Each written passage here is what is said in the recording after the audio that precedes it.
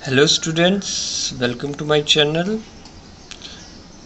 NCERT syllabus का class 10th का example 9 हम करने जा रहे हैं। इसकी पहली वाली वीडियो में हमने 1.2 तक पूरा ख़त्म किया था। अब एग्जाम्पल 9 जो कि 1.3 में हमें हेल्प करेगा, एक्सरसाइज 1.3 में।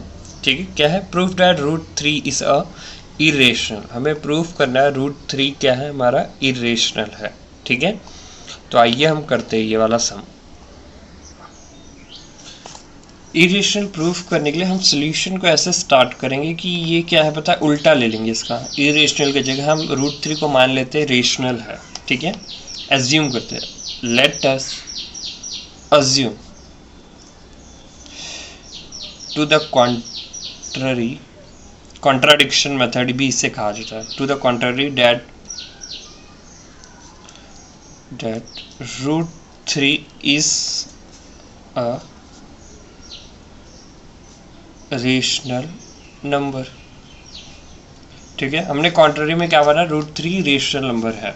तो आपको पता है रेशनल नंबर की डेफिनेशन क्या होती है कि वो p बाई क्यू के फॉर्मेट में होता है और q वहाँ पे क्या होता है, नॉट इक्वल्स टू 0 होता है। ठीक है, तो वही लिखेंगे। सो हम यहाँ से लिख सकते हैं, सो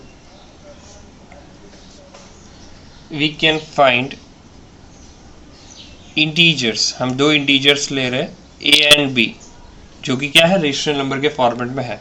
b such that root 3 equals to a upon b। हमने यहाँ पे माना है ना रूट 3 रेशनल नंबर है, तो हम ऐसा मानते हैं कि रूट 3 रेशनल नंबर है और वो a बाई b के फॉर्मेट में है। ठीक है, इसे ही हम इक्वेशन 1 हमारी मानेंगे। ठीक है, और एक चीज यहाँ पे एक चीज लिख देंगे, b where not equals to 0। ठीक है, अब एक बात बताओ, अगर रेशनल नंबर है तो वहाँ पे एक चीज होगी। ठीक है, where a and b are coprime number, coprime number and b not equals to 0 हमने लिख दिया है। ठीक है, ठीक है। को प्राइम क्या होते हैं? को प्राइम वो नंबर्स होते हैं जिनका 1 के अलावा कोई भी दूसरा फैक्टर नहीं होता। फॉर एग्जांपल अगर मैं 2 एंड 3 ले लूँ तो 2 के पास देखो फैक्टर कौन सा है, 2 1 जा 1 जा। ठीक है, 2 1 जा, डेट मीन्स 2 के अलावा 1 के अलावा कोई फैक्टर नहीं है। सेम वे 3 का भी क्या है, 3 1 जा अगेन 1 1 जा। ठीक है, डेट मीन्स 1 आना चाहिए किसमें, फैक्टर्स में, तो उसे हम को प्राइम नंबर बोलेंगे। को प्राइम नंबर में, को प्राइम नंबर वो नंबर होते हैं जिनके 1 के अलावा कोई भी फैक्टर नहीं होते कॉमन में। ठीक है, या 1 के अलावा दूसरा कोई फैक्टर बनता ही नहीं है। ठीक है, only have 1 factor, 1 as a factor. ठीक है, को प्राइम नंबर वो हुए। तो इसे करने के लिए हम स्टेप वाइज जाएंगे, स्टेप 2 ही लेंगे सॉल्व करने के लिए। ठीक है, इस सम को, और आपको सेम वे फॉलो करना है। तो ये मेरी इक्वेशन 1 मैंने बनाई थी। ठीक है, इक्वेशन 1 को ही, अब ये स्टेप हमारा यहीं से चालू होता है। ठीक है, अब यहाँ से हम क्या करेंगे, इसको देखो, अगर आपको क्रॉस मल्टीप्लिकेशन के फॉर्मेट में लिखा तो आप लिख सकते हो a equals to root 3 into b. ठीक है, इस तरीके से लिख सकते हैं। ठीक है, अब हम क्या करेंगे, स्क्वायरिंग ऑन बोथ साइड। ठीक है, आपको यही स्टेप फॉलो करनी है। हम टोटल 2 स्टेप में से ख़त्म कर देंगे। यहाँ पे लिख लो स्टेप 1, आपको रिमेंबर यही सारी चीज़ें रखनी है। यहाँ से यहाँ तक तो सेम ही रहेगा। स्टेप 1 यहाँ से याद रखो, a equals to root 3b। अब इसको क्या करेंगे, स्क्वायरिंग ऑन बोथ साइड, दोनों साइड पे हम स्क्वायर करेंगे, both side, squaring on both side. तो स्क्वायर करेंगे तो a का स्क्वायर, रूट 3 का स्क्वायर, और यहाँ पे b का भी स्क्वायर। तो ये हम फर्दर किस तरीके से लिख सकते हैं, a square equals to 3b square. ठीक है, और अगर मुझे इसको b के टर्म में लिखना हो, b square equals to a square upon में 3, इस तरीके से लिख सकते हैं। ठीक है, तो यहाँ से हमें क्या दिख रहा है, दिस शुड एज, ये हम इसलिए करें, देखो अगर a और b को प्राइम नंबर्स हैं तो डेट मीन्स उनका फैक्टर 1 के अलावा कुछ भी नहीं होना चाहिए। अगर हम किसी तरीके से इस चीज़ को गलत प्रूफ कर दें कि ये को प्राइम नंबर ही नहीं है, तो हमारा काम हो जाएगा इरेशनल वाला। इसलिए ये स्टेप्स करने ज़रूरी है। ठीक है, ये इसलिए किया जा रहा है। तो a स्क्वायर के अपॉन में 3 आ गया। तो हमारे थियरम के हिसाब से दिस शोज डैट, हमारा एक थियरम है 1.3, this shows that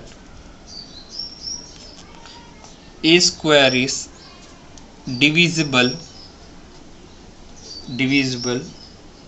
by a square is divisible by 3. Now by theorem 1.3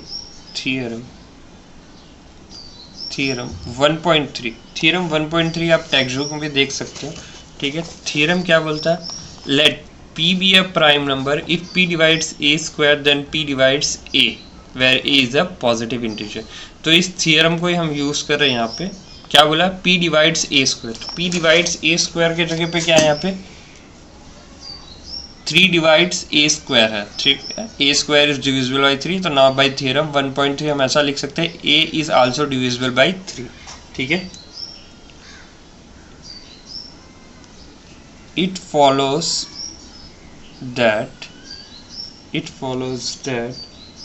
a is also divisible by 3 लिख सकते हैं।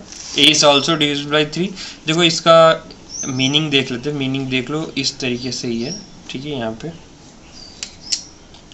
a square is divisible by 3 की जगह हम कोई भी एक नंबर ले लेते हैं, for example 3 is divisible by 3 square is divisible by 3। तो सेम वे 3 भी तो यहाँ पे डिविजिबल होगा, इसका मीनिंग इतना ही है, ठीक है। a is also divisible by 3 का मतलब 3 स्क्वायर का अगर डिविजिबिलिटी अगर 3 है तो 3 का भी तो होगा, ठीक है। बस इतना ही मीनिंग है इस टर्म का, ठीक है। अब हमारा यहाँ से स्टेप 2 चालू होता है। इसके अंदर हमने एक चीज बता दिया, a square is divisible by 3, मतलब a is also divisible by 3, तो हमारे पास फैक्टर आ गया एक 3 किसके लिए, a के लिए। तो सेम में हमारे b के लिए भी हमें लेना पड़ेगा कि a एंड b के लिए हमें को प्राइम नंबर ना बताना है, ठीक है। तो यहाँ पे स्टेप 2 हमारा यहाँ से चालू होता है, ठीक है। और वो स्टेप 2 आपको कहाँ से उठाना है, यहीं से उठाना है, ठीक है, यहीं से। a is also divisible by 3, तो यहीं से लिख देते हैं स्टेप 2 हमारा। ये आपको लिखना नहीं, सिर्फ अंडरस्टैंडिंग के लिए, ठीक है। यहाँ पे लिख सकते हैं सो वी कैन राइट। ये स्टेप 1 स्टेप 2 आपको रिमेंबर करने के लिए कि आपको हमेशा याद रहे कि 2 ही स्टेप रखने हैं। So we can write a upon में 3 ले लो और इक्वल्स टू c कर दो, ठीक है। इससे क्या रहेगा, a is also divisible by 3, तो यहाँ से a is also divisible by 3 हमने लिखा और वो इक्वल्स टू c क्या है, इंटीजर, सम इंटीजर। यहाँ पे सम इंटीजर c लिख देते, सम इंटीजर c, ठीक है। मतलब ये है कि यहाँ 1 2 आप कुछ भी रख दो तो भी ये डिविजिबिलिटी रूल्स तो फॉलो ही करेंगे ये लोग, ठीक है। 3 इंटू सी हो जाएगा और c की वैल्यू हम इंटीजर के फॉर्मेट में कुछ भी ले सकते हैं, ठीक है। अब इसको लिखना हो तो ऐसे करके लिख सकते हैं, therefore a equals to 3c। अब अगेन क्या करेंगे, squaring on both sides, squaring जैसे हमने यहाँ पे किया था, स्क्वायरिंग ऑन बोथ साइड, क्योंकि a इक्वल्स टू √3 भी था, यहाँ पे a इक्वल्स टू 3c है, तो again squaring on both sides. तो हम क्या लिख सकते हैं स्क्वायरिंग के बाद, therefore a स्क्वायर, ठीक है, a square equals to 9c square, clearly. अब देखो a स्क्वायर यहाँ पे 9c स्क्वायर के बराबर है, तो a स्क्वायर यहाँ से मैं इसे नाम दे देता हूँ, मेरी क्या थी इक्वेशन 1। तो यहाँ से मैं सब्स्टिट्यूशन ले लेता हूँ कि a स्क्वायर के सब्स्टिट्यूशन में मैं क्या कर सकता हूँ, 3b कर सकता हूँ, 3b स्क्वायर लिख सकता हूँ। तो वहीं से मैंने इससे लिखा therefore a square 3b square equals to 9c square, ठीक है। अब यहाँ से b स्क्वायर के टर्म में मुझे लेना है क्योंकि वहाँ पे मेरा a स्क्वायर का टर्म हो गया था, ठीक है, इक्वल्स टू 9 अपॉन में 3c स्क्वायर, ये कट होगा मेरा 3 टाइम, ठीक है। तो यहाँ से नेक्स्ट पेज पे करते हैं, बचा गया मेरा 3c स्क्वायर, ठीक है। तो यहाँ पे therefore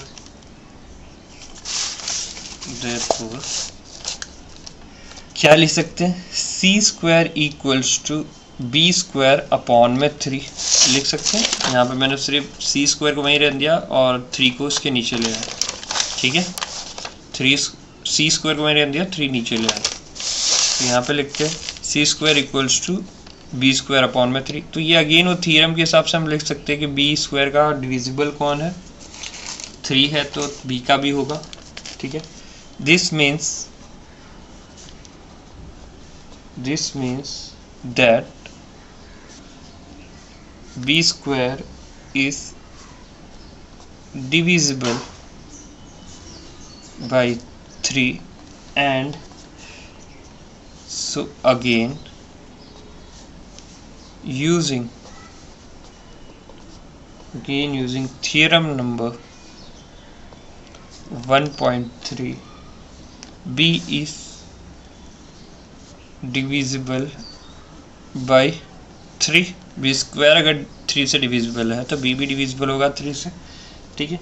तो देखो इस चीज़ से इसे हम इक्वेशन 3 दे देते हैं और इसे हम इक्वेशन 1 दिया हुआ है, यहाँ पे इसे 2 दे देते हैं, ठीक है। यहाँ पे हमें एक बार मिला a is also divisible by 3, यहाँ पे हमें मिला b is also divisible by 3। That means इसके फैक्टर्स हमारे 1 के अलावा भी आ रहे हैं, डिविजिबिलिटी अगर बन रहा है तो 3 भी फैक्टर बन के आ रहा है। तो हम लिख सकते हैं from 1 and 2 and 3, from 2 and 3 we can conclude क्या conclude कर सकते हैं, that 3 is a common factor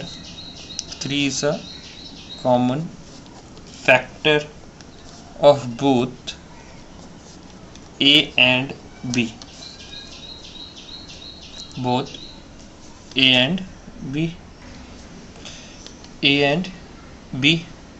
ठीक है। But this contradicts that the fact A and B are co-prime जो हमने माना था A and B co-prime है। दिस कॉन्ट्राडिक्शन, ये कॉन्ट्राडिक्शन हमारी गलत हो गई। This contradiction has arisen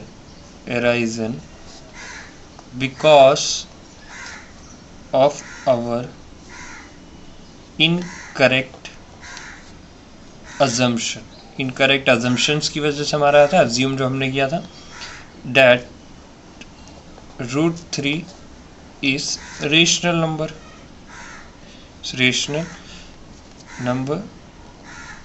so we conclude